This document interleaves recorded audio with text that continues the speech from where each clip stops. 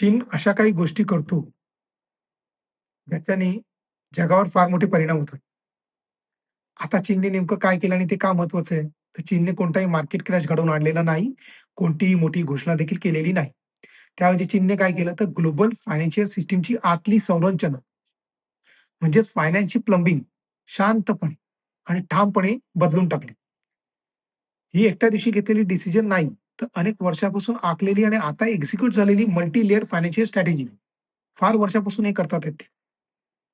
ह्या प्रक्रियेमध्ये जवळ-जवळ $5 ट्रिलियन इतकं कॅपिटल डायरेक्टली किंवा इनडायरेक्टली इन्व्हॉल्व्ड आहे. आपली भारताची जी-डी-पी किती आहे? $3.7 ट्रिलियन आणि आपण आता किती डॉलर्सबद्दल बोलतोय तर $5 ट्रिलियन बद्दल.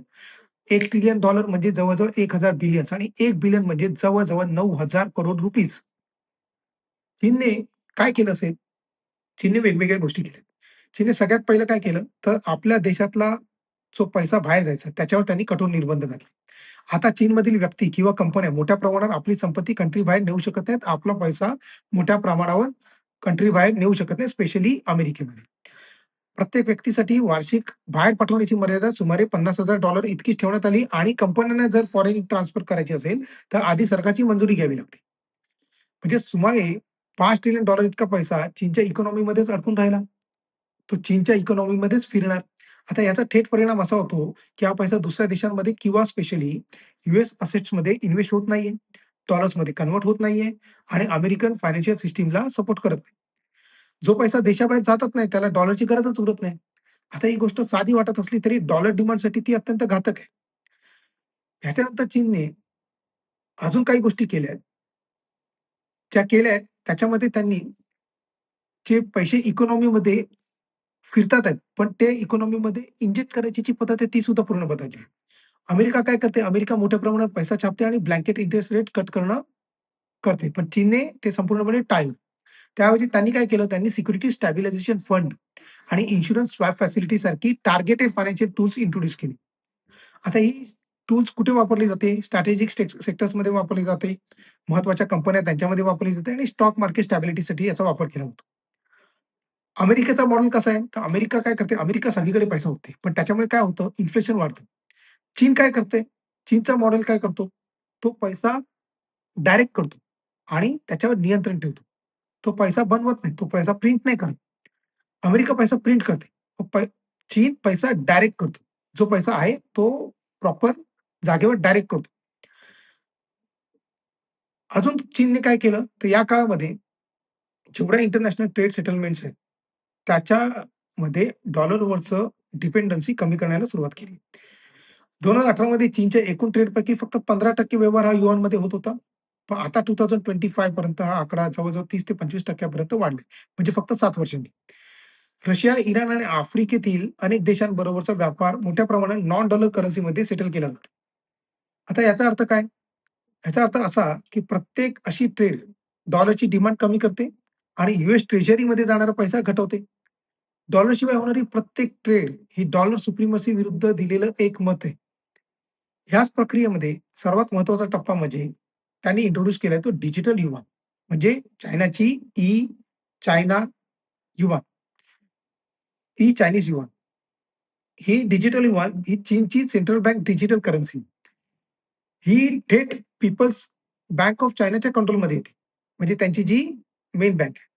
या सिस्टममध्ये यूएस बँक, स्विफ्ट नेटवर्क आणि अमेरिकन रेग्युलेटरी कंट्रोलची गरजच लागत नाही.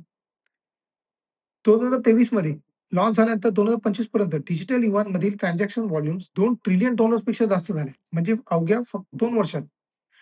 आणि सिस्टम फास्ट पण आहे, स्वस्त पण आहे आणि सँक्शन रेझिस्टंट पण आहे. ज्यावेळेला आपण स्विफ्ट ही जी वेस्टर्न प्रणाली आहे, म्हणजे आपल्याला जर समजा पेमेंट एका देशातनं दुसऱ्या देशात पाठवायचं असेल, तर स्विफ्ट ही प्रणाली वापरली जायची. पण ती महाग आहे. ही स्वस्त पण आहे.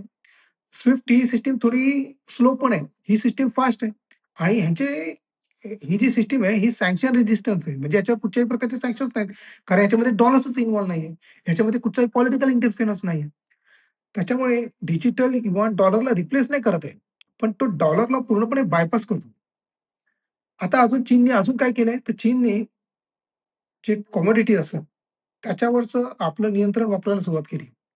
आता सिल्व्हर सारख्या इंडस्ट्रियल मेटल ज्या रिफायनिंगमध्ये चीनचा हात कोण धरू शकत नाही. 50% पेक्षा त्याचा जास्त हिस्सा आहे.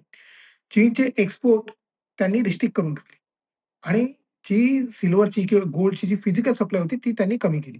त्याच्यामुळे कमी झाली. कारण त्यांनी एक्सपोर्ट रिस्ट्रिक्ट केले. आता ग्लोबल मार्केटमध्ये काय झालं, तर प्राईस त्याच्या वाढल्या. मग पश्चिमेकडचे जे बँक्स आहेत, म्हणजे वेस्टर्न बँक्स आहेत, हे स्पेशली काय करतात, हे पेपर सिल्व्हर ट्रेड करतात. त्यांच्याकडे ॲक्चुअल सिल्व्हर नाहीये, जेवढं चीनमध्ये सिल्व्हर आहे. चीन काय करतोय, चीनमध्ये ॲक्चुअल फिजिकल सिल्व्हर आहे. Actual physical metal. जेव्हा फिजिकल सप्लाय कंट्रोल केली जाते, तेव्हा पेपर मार्केटचा कमकुवतपणा उघडा पडतो. कारण पेपर करन्सी ही काय, ही डुप्लिकेट करन्सी म्हणजे ही डुप्लिकेट प्रकार आहे ओव्हरऑल. ॲक्चुअल जे इम्पोर्टंट आहे, ती आहे फिजिकल सप्लाय कंट्रोल. ते चीनने आता करायला सुरुवात केली. चीनने अजून एक गोष्ट केली, ती म्हणजे रेअर अर्थ. आता रेअर अर्थ बाबतीत चीनची पकड अजूनही मजबूत आहे, हे तर तुम्हाला माहितीच आहे सगळीकडे. जगातील जवळ-जवळ सुमारे 60% मायनिंग आणि 90% पेक्षा रिफायनिंग चीनमध्ये होतं. आता हे मिनरल्स कुठे-कुठे वापरले जातात, ते ईव्हीमध्ये वापरले जातात, म्हणजे इलेक्ट्रिकल व्हेइकल्समध्ये वापरले जातात, सेमीकंडक्टर्समध्ये वापरले जातात, मिसाईल्समध्ये वापरले जातात. डिफेन्स सिस्टमसाठी ते खूप इम्पोर्टंट आहेत. आता चीन काय करतोय, त्यांनी एक्सपोर्ट बंद केला का, त्याच्यावर बॅन लावला का? नाही केले. त्यांनी फक्त सप्लाय जो आहे तो अनरिलायबल केला. तर तेवढंच पुरेसं आहे ना. सप्लाय थांबवायची गरज नसते. ती अनिश्चित केली, की संपूर्ण सिस्टम घाबरते. हेच चीन करतोय. अजून चीनने काय केलं, तर चीनने पेट्रो डॉलर सिस्टमवर देखील थेट अटॅक केले. म्हणजे सौदी अरेबिया, रशिया, इराणसारख्या देशांबरोबर yuan base oil trade deals करण्यात आले आणि डॉलर्स अजूनही डॉमिनंट आहे, पण त्याची मोनोपोली या लोकांनी तोडून टाकली. एम्पायर तेव्हा पडत नाहीत, जेव्हा कॉम्पिटिटर्स जिंकतात. ते तेव्हा पडतात, जेव्हा त्यांची मोनोपोली संपते. जर डॉलर डिमांड दीर्घकाळ कमी होत गेला, तर अमेरिकेचा इम्पोर्ट महाग होणार, इन्फ्लेशन वाढणार, इंटरेस्ट रेट त्यांचे जास्त काळ हाय राहणार आणि डेट सर्व्हिसिंग त्यांची अजून डिफिकल्ट. आता अमेरिकेचं एकूण कर्ज सध्या $24 ट्रिलियन पेक्षा जास्त आहे आणि हाय इंटरेस्ट रेट म्हणजे लिटरली त्या सिस्टमवर किती प्रेशर असेल ते तुम्ही विचार करू शकता. डॉलर हा ॲक्चुअली डॉलरचा खरा शत्रू ॲक्चुअली चीन नाहीच आहे. ॲक्चुअली त्याचा खरा शत्रू आहे गणित. बघा, शेवटी सत्य एकच आहे, की हा मार्केट तर क्रॅश नाहीये, हे तर कन्फर्म आहे. ही करन्सी वॉर हेडलाईन सुद्धा नाहीये, हे पण कन्फर्म आहे. आणि ही अनाउन्समेंट सुद्धा नाही. ही एक लाँग टर्म चालणारी फायनान्शियल डिकपलिंग प्रक्रिया आहे. चीन डॉलरवर हल्ला करत नाहीये, तर ते डॉलरशिवाय चालणारं जग शांतपणे उभारते. Thank you so much.